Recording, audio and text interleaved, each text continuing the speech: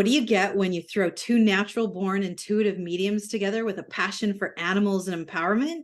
Spirits, angels, and guides. Oh my. I'm empowerment medium Tara Diana. And I am intuitive medium Nancy Brady. Together, we focus on the good, The bad, and the ugly of working with the spirit realm. but mostly we're focusing on the good. Well, hello, everyone, and welcome, Tara. How are you doing this week?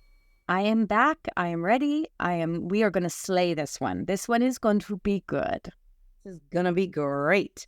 For everyone listening who doesn't know who we are, I am Nancy Christine Brady, intuitive medium and animal communicator and energy worker, and I am here with the lovely and talented Tara Diana, I'm an empowerment medium and all the things that go with that. Woo! And so, Tara, what are we talking about this week? It's a juicy one. So let's talk a little bit about mediumship, specifically, my fine little friend, evidential mediumship. I love this one. This is one of those ones that has a lot of playroom in it, has a lot of room for different thought processes, different belief structures. I've just come off teaching an 8-week mediumship course, and I didn't focus but 2 weeks on evidential mediumship. Yeah. And you know, the one thing that I noticed is there's definitely very unique styles of North American mediums versus a lot of the UK mediums, right? Truth. A lot of the UK mediums are going to come in and they're going to want to give you as much evidence about, you know, Grandpa Bob. And Grandpa Bob had brown hair and blue eyes, and he was 250 pounds, and he had a birthday on this day, or, you know, like they really spend a good portion of the evidence about proving who they have with them. Whereas I find a lot of the North American mediums, we give a little thing or two, and then we get right to the message. No lie detected. Mm-hmm. So let's just go for a second there. I've studied in the UK, and it's 80% evidence, 20% message, if that. I would say it's more like 90% evidence and 10% message, whereas here I believe it is probably, let's just be honest, 80% message, 20% evidence. Yeah. What do you think the reason for that is? Well, I think culturally, I'm going to speak like, I'm probably going to trigger people. We should have like a disclaimer at the beginning of every podcast about triggers. But I'm going to talk about us being Canadians. We like to have a good conversation. We like to have a good message and a good story. We like to have a good, I call it a chin wag, you know, whereas, you know, if you're coming to me and you're bringing in, say, my dad, yeah, that's him. Let's get on. What has he got to say to me? What's the story? What's the message? Whereas, you know, I'm not from the UK. I have a very limited amount of friends who are here from the UK, but I know it's just how they have traditionally sort of evolved in how they do messages. Okay, so there it is right there. So the way that, okay, how do I say this? It is, there's a lot to it that if you can't prove it, we're not going to say it. Right. So I can't prove to you I'm giving you this message. I've proved that your father's here, but I can't prove to you that he's actually saying this. That is the feel that they come off with. And I believe it's how they're taught. It's how they're mentored over there, is that, you know, I remember a gentleman came here from Scotland, I believe, and he was talking about how someone asked a question. They said, hey, what about the Akashic Records? Oh, we don't talk about the Akashic Records. My mentor didn't talk to me about Akashic Records because she couldn't prove anything about the Akashic Records. Okay. Well, what about, and this is a great lead-in, Nancy, to talking about evidence. What about a woman put up her hand? Oh my goodness, I almost had a heart attack though. But she put up her hand and she's like, oh, I had a message given to me the other day from my grandmother 5 times removed. Oh, I was like, I beg your pardon. We all like are all, his jaw dropped, my jaw dropped, Lynn's, we're all like, okay. And she she took the message. She was happy to hear from this woman she would never have known even existed, and probably no one she knew ever knew this woman existed. Do you see what I'm saying here? So in this man's view, perception was, I would never give a message from something like that, even if I felt it, because there's no way I could prove any of that.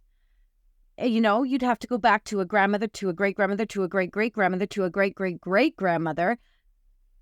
So it's hard to prove that. And I agree with him on this one. It is my opinion only, trigger. It's my opinion only that if someone was to bring a loved one through that is that far removed, where there is, we would have to do our ancestry to find out if this person existed, which would be kind of cool if we, anyway, to find that out, I would feel that the individual providing the message may not be connected and probably giving a message because there is no proof to be given. So they can't be told no, or yes. So it's a win-win, technically, for the individual giving the message. Now, we're not here to prove anything per se. Of course we are. We are here to prove that we have someone from spirit that's connecting to you. Sometimes it's interesting because a lot of the work that I do, when I'm connecting with people's animals on the other side, I'm still bringing through evidence. I'm still like, oh, they had a red toy, or they let walk, that this lake was the best, and different things like that. But when I'm connecting with power animals and totem animals and different spirit animals, there's not a lot of evidence I can bring through. I can just tell people what I'm seeing and what I know, and they can take it or leave it. So that's kind of the other side of when I'm working with that animal energy work, that there's not a lot of evidence there. But that falls down to ascended masters, and the angelic beings. I'm channeling Mother Mary, Mary Magdalene, Jesus Christ. I'm channeling Kuan Yin. Those are things, that people put their trust in you. And I'm sure there's lots of very, very good con artists out there who maybe truly believe they are. I don't know. That's not the rabbit hole we want to go down today. But it's a very, very good point, because if you can get... Okay, that is a really good point. And Tony just said to me legitimately, he said, but wait, the message, you lost the flow. The message is so important. So if Nancy's talking about your power animal, your spirit animal, and she's talking about Badger, I'm just going to use me, you go and look up, and Badger is you to a T. There's the proof. Mm-hmm. There's the proof. Yeah. Now, if Archangel Michael comes through and gives you a very strong message, and you are resonating with it, you're like, holy shadoodles, this man with the blue sword has come through and giving me this message. And it resonates, is that not proof? Oh, wait, maybe it's not proof, but it resonates with you. It's maybe not proof, but it resonates with you. Help me here. Well, I think like when we're teaching and we say to everyone, take what you can and leave the rest. I think if you can trace it back to, I know for a lot of people that come to me, they know that in my mediumship, I'm evidential. They know I'm trustworthy, and they know I'm authentic and I have integrity. So when I'm coming to you and I'm talking about Badger being in the room and giving you some messages, they know it's not something I'm just making up. You know what I mean? Because I have the balance on the other side of the ethics and integrity and the authenticity, because in every other capacity, whenever I can, I do bring through that evidence. So I feel like, wherever possible, evidence is really nice to bring through, because people then can take the message with ease and grace. So let's bring it back to the evidential medium. When we talk about evidential mediums, we are generally, and correct me if you don't agree, but we're talking about bringing loved ones through. Mhm. We just went into those other topics to talk about how, but why there can't be certain proofs in some ways. And Exactly. You ties So, it. there's lots of different ways to bring in evidence, feelings, emotions. Yeah, you can feel things. People get dates. People get characteristics. People, I have 2 siblings here that are on the other side for you. She says you have 4 kids. Names. I am not a medium who gives a lot of names. Mm. Now let's talk. Let's do a rabbit hole. What do you think about initials? I have the letter C. I get a lot of that, girl. I get a lot of that too. But it's also something, I feel with my contract with Spirit, I'm always getting them to challenge me a little bit more. Because I would love to be able to bring through a full name of, I've got Frank here with me, right? But more often than not, I feel it helps my confidence when I bring those initials through, because people are like, yes, like you say, I have an F, like right? Like, and that's different than fishing. Okay, I want to talk about that. What you just brought up, Boo, is that whole I do not love and I do not get the good vibes when people do. I have a Mary here. Can anyone take a Mary? A Maria, a Marianne. You said Mary, girl. Did you have a Mary or did you not have a Mary, baby? And then oh, well, I have a Mary Lucia. Oh, then I went, no, that to me does not work. Now, yes, there can be some discretion between the message being channeled down, but I have never gone like this. I've never done that. Either I have a name or I don't. And I don't, the only time that I can remember, it was a Ross and a Russ. And they're like, I have a Russ and you're hitting everything. And I couldn't deny it. I'd hit everything else with this. So Ross, Mary Lucia, I mean, that's pretty close. Who knows the name Mary Lucia? Come on. Like, I don't even know what that is. I just made that. I think that's the same Lucia or something. I don't know. But anyway, I just made that up. But you see my point though is that, and fishing, the evidence. You don't ask people. Do not ask them. Did you go to school in St. Catharines? You tell them. Or did they go to school in St. Catharines? You tell them. I have a spirit here that says they went to school in St. Catharines. When you ask if they've gone to school in St. Catharines, you are getting the answer so that you feel safe. yes. Right? Oh, no. Oh, yeah, no, I wasn't there with you. No. Everything has to be given, not received. Yes. May I come to you, Nancy? Yes. I have a woman here in spirit that feels as though she's mother. Do you have a mother in spirit, please? Yes. Okay. I feel as though she would have, carried a lot of pain in her chest, as though she would have passed from a heart attack, please, or some kind of medical condition and in her chest. Yes. Or no. But yes. And then you carry on. I feel like her letter starts with her letter starts with the name C. Her name starts with the letter C. I feel like I'm getting a C, please. I don't have anything else to go with that. Does that make sense to you? No, but her middle name starts with C. Okay, I'll take that for right now. And then carry on. Yeah. Do you see what I'm saying? I didn't say to you, does she have the letter C in her name? And the other thing is, people, if someone says to you, they have the letter E somewhere in their name, run as fast as you can, leave that room, ask for your money back, because that is bogus, weird, not evidential. Yeah. And it is okay as the sitter to confirm so that the message can continue. Yes, no, yes, no. And then I don't know. I don't know. Because it allows the medium to ask more questions from spirit and say, I need more evidence. Give me another sign of something. Yes. And I always deliver what I'm given. And if it doesn't make sense, that's okay for right now. Please set it aside. Let's move to the next message. Absolutely. Absolutely, girl. Put it on the shelf. it will make sense to them because spirit never lets us down. Exactly. I remember when I did one reading, and it was when I was doing a lot of my practicing and I was starting out, and I was doing it I was doing free readings for there always has to be an exchange when you're doing something. So I would do free reading for a testimonial, if you, whatever it was you thought. Yeah.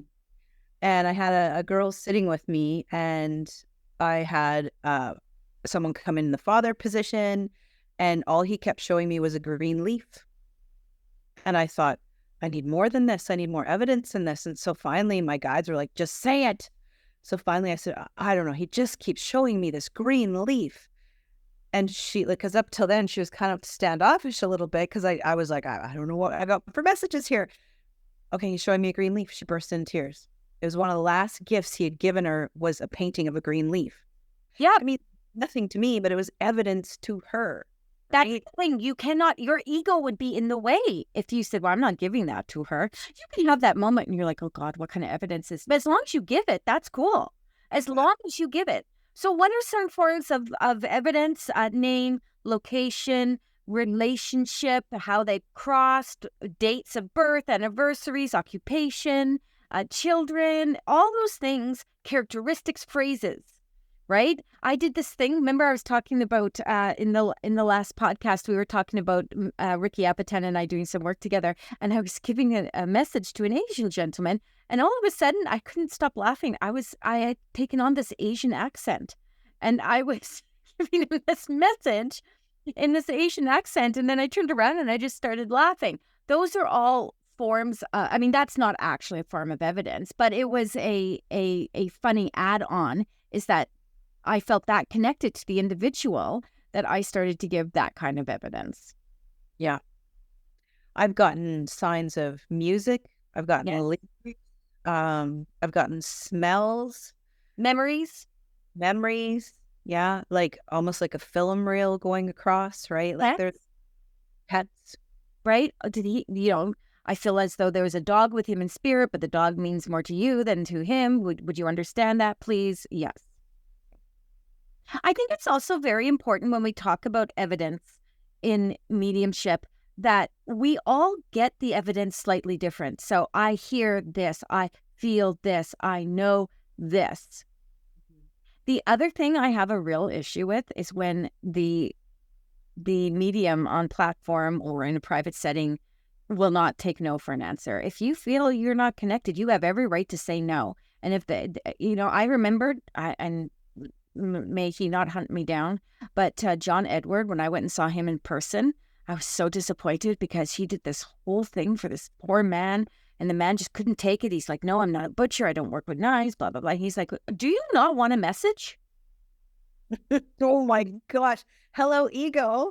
Wow. Are you not here to receive a message? And I was like, dude, who are you talking to? If I was that man, I would like one that was correct. Yeah. But thing I want to just, excuse me, quickly veer off onto is no medium is ever 100% correct, right? This is, we are working with spirit. We are taking a lot of what they are saying and interpreting it. So, and you all remember the game telephone when you were little, right? So how a person is saying it. And I've had this happen to me on platform where I've said something and it took me so much to get to what I was really being told because I wasn't articulating it proper, that by the end of the message that they were kind of like, okay, I get it. But, I'm like, oh dear, that took a very painful approach just to get the evidence I was trying to pull out and how I was articulating it. So anyone out there, I highly recommend, reading books, watching shows on different things that, broadens your vocabulary, broadens that descriptive thing. It broadens the imagination so that you can pull those messages together easier and very clearly. Beautiful. That's why I insist everyone learns about the chakras. Because knowing colors and things like that makes things happen so much faster if you're visual. If spirit says to you, you're getting this, this, and this, and you can just flow into it, it is so much easier. Because there's nothing worse than a medium standing on platform looking blank. Oh, yeah. Right? Because now you've lost everyone. Oh, what's going on here? And it's uncomfortable for the people in the crowd. It's uncomfortable for the medium on the platform. So learning how to actually give that message, is the etiquette of it is super important. How to be, that's why we hold circles and classes and things like that, is so that you can learn that etiquette in it, right? That you can do it. And the thing is that you don't have to take every single thing that's said either. I believe, Nancy, that if you can give 3 good pieces of evidence to a client, to a guest, an audience member, and they can take those, and you can tell they can take it, and not a maybe, not a well, it could be. No, 3 good, solid pieces of evidence, and maybe that takes you 5 pieces of evidence to get the 3 solid pieces. Then you go into the message, because as you said beforehand, this isn't about 20 minutes of how Granny played gin rummy and, she didn't love your mother, but she sure loved her chickens and she wore pink panties and smoked a pack a day. Yeah. I mean, there's only so much of that we need. It is fun, right? It's good. That's a Granny. But it's going to be the message. Why is Granny coming through? Because I don't care what anyone says. Spirits come through with purpose. It's not just to say, hey, I'm okay, I'm here. No, I'm watching. No way. That's not enough. And I know a lot of the mediums, and again, they're going to come after us and we're going to have to, but I know a lot of the mediums in the UK truly believe that spirit just comes through to say, hey. And I don't personally, that's what I should say. I don't personally believe that. I believe the message is valid, the message is important, and the people walk away feeling fulfilled with the messages that the spirits that come to me give. And maybe that we just, the level of work is just different. How we work is just different. And I don't know what it is, but I am willing to give the message, even if the evidence is not sitting with the person, because spirit never lets me down, and the message will always hit. Usually when you can tell someone doesn't really love the message, and they'll be like, oh, okay, thanks, it's because it's not what they were looking for. Right? And that's the same when you do one-on-one readings. Thanks. So that's why I always say to people, don't come in with any judgment or expectation. Allow spirit to flow. You'll get exactly what you need. And if Susie, your sister, doesn't come through, but Jim Bob, your uncle, comes through, listen to the message. Yeah, 100%. I had a lady once in a one-on-one setting, and she brought her daughter in, and I brought through her cousin beautiful messages, all sorts of evidence that it was her cousin delivering really important messages. And she sat there with her arms crossed. Nope, nope, nope, nope, nope. And she got up, and I said, okay, well, I'm really sorry. She says, it's fine. I said, I'm going to give you your money back, because clearly you are not happy with this reading. And she took her money and she left, and the daughter walked back in and gave the money back and said, you brought her cousin through. You delivered exactly the messages she needed to hear. You did a perfect exchange. She only wanted her brother to come through. And so That's awesome to me. Beautiful messages from her cousin and from her loved ones on the other side. She needed to hear it from our brother. Wanted to hear it from her brother. And so I would really offer that to people who are listening as well. Please be open, like Tara said, to whatever beautiful messages are coming through, because it takes them just as much energy to come through and communicate with us as it does for us to deliver these messages to you. So think about it. It's a good point, though, Nancy Christine Brady. What, Tara Diana? The level of the medium. Because we have to, how did we not? Oh, Nancy. We have to raise our vibration, okay? The spirits come down to match our vibration. Now, think about this. I know I'm using my hands like everyone can see me, but just think about this for a second. If we are a higher vibrational medium and we can raise our vibration up further, then it's easier for the spirit to come down and meet us. 100%. Better connection. Totally. So if the quality of the medium, maybe they're learning still, maybe they're not in it for the right reasons, whatever, maybe whatever, doesn't matter. But if they are not, being able to meet the spirit, there's going to be a space in between there where there's no connection. So now you've got, let's call it floating words coming down a pipeline.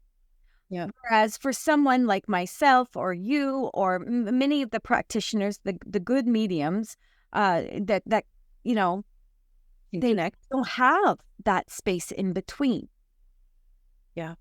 The other thing I'll say is that if you're not feeling well, do not give a message. Do not connect. If you feel like you are emotionally unable to do it, don't do it. Don't do it. Don't be connected. You might be able to do it still, but don't do it, because you're going to want to be as comfortable in it and grounded and there for it as you possibly can for any reaction of the client or whatnot. I don't know why I just threw that in, but I just felt it was necessary. It's important. It's really important, because if you're not at 100% in your energy, you can't give 100% of message. And I want to return to where Tara was talking a little bit about that gap. I don't want our listeners to give up either. Like if you've been listening to this podcast at all, you've heard I've practiced for hundreds of free readings with an exchange for a testimonial. But the other exchange I got was confirmation, so that I knew the signs and symbols spirits was giving me was on track, on path, so that I was building my library of symbols and signs, and that they, does this resonate? Yes. And then it wasn't until the end of the reading I'd say, okay, don't tell me anything, just confirm I'm on yes, no, as I would go along. And then at the end of the reading, I would sit down with the people I was doing the reading for, and we'd analyze it. And I go, did I hit everything on the mark? Did I miss anything? Did I get this? Did I get that? And it was so beneficial, because it allowed me to let ego just completely step off, step to the side. And one sec. And so that was really nice, because when we are beginning and we are having some of those floaty words like Tara talked about, or you only have a few things that are coming through, it really helps you believe in yourself more, and it helps you trust and develop a stronger relationship with spirit. Which takes us to our last podcast, Sitting in Your Power. If you are in your power, it'll make it so much easier. So much easier. And don't ever be afraid to say, you know what? I feel I'm disconnected right now. Mm-hmm. Don't stand up there with this blank look on your face, boo-boos. Take a step back and say, you know what? I don't feel I'm connected. And don't ever be afraid, even in any of your readings, however you read, to say to a client, I don't feel we're a good connection. I think that's super important to remember too, because being of service does not mean that we owe anyone anything. I love that you put that in there. I can't tell you the amount of times where I've had to shut it down and say I've been at a fair, the energy connection wasn't there, or it was just so offside with my beliefs. Like I had one lady about curses, and I was like, I'm sorry, this isn't really, we're not going to be a good fit. And I just walked her back to the front booth and asked for them to give her money back, because you have that power to stop that reading.